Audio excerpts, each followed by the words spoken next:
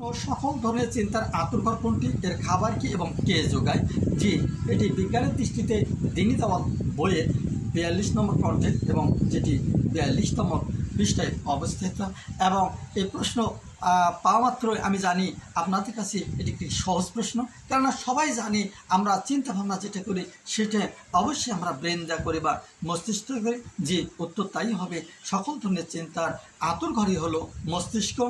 এবং এই মস্তিষ্ক এত সুন্দরভাবে এর স্রষ্টা সৃষ্টি করেছেন যেটা ভাবলে অবশ্যই আমাকে অবাক করে তুলবে। এই ব্রেন ডান দিকের অংশ, দেহের ডান দিকের অংশ বাম দিকের ব্রেন নিয়ন্ত্রণ করে এবং বাম দিকের অংশ, দেহের বাম দিকের অংশ ডান দিকের ব্রেন নিয়ন্ত্রণ করে থাকে। এখন প্রশ্ন, এই যে নিয়ন্ত্রণ করে থাকে, এই যে ব্রেনের কাজ, এই ব্রেনের অবশ্যই তো খাবার আছে, অবশ্যই তো শক্তির প্রয়োজন আছে। যে এই শক্তি আল্লাহ সুবহানাহু ওয়া তাআলা দেহ এমনভাবে সৃষ্টি করেছে বিশেষ ফ্যাক্টরির মাধ্যমে অক্সিজেন সংগ্রহ করে হিমোগ্লোবিন আকারে ব্রেনকে সাপ্লাই করে, যা ব্রেনের খাদ্য হিসেবে ব্যবহার করে থাকে। আরেকটাবার ভেবে দেখুন, যদি ব্রেনটা যদি আমাদের ত্বকের মতন থাকতো তাহলে হয়তোবা সূর্যের আলোয় এটি গলে যাওয়ার সম্ভাবনা ছিল।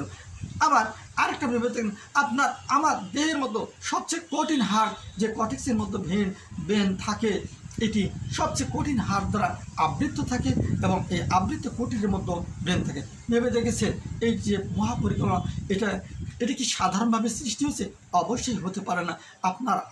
আমরা সকলে তরল পদার্থ থেকে যদি সৃষ্টি দিই, পানীয় থেকে সৃষ্টি, এ ব্যাপারে হিন্দু বৌদ্ধ খ্রিস্টান কোনো মানুষের দ্বিমত থাকার কথা নয়। অথচ এই জায়গা থেকে এত সুন্দরভাবে দেহকে সৃষ্টি করলেন এবং দেহের মধ্যে একটি অংশকে সৃষ্টি করলেন যেটা গোটা দেহকে নিয়ন্ত্রণ করে এবং গোটা পৃথিবীকে এই ব্রেনের মাধ্যমে একজন মানুষ নিয়ন্ত্রণ করে থাকে। আল্লাহু আকবার! এইটা কি খামোখা তামাশার ছলে তৈরি? মোটেও নয়। এটি তৈরি করার জন্য অবশ্যই মহাপরিকল্পনা আছে। তাই আসুন, আপনার আমার দেহ নিয়ে আমরা একটাবার ভাবি, তাহলে আমার স্রষ্টা সম্পর্কে আমার ধারণা এসে যাবে। আর যে স্রষ্টা এত সুপরিকল্পিতভাবে আমাকে সৃষ্টি করেছেন, এর অবশ্যই বিশেষ উদ্দেশ্য আছে, আর সেটি হলো ইবাদত। তাই আসুন আমরা সেই মহান আল্লাহ সুবহানাহু ওয়া তাআলার ইবাদত করি।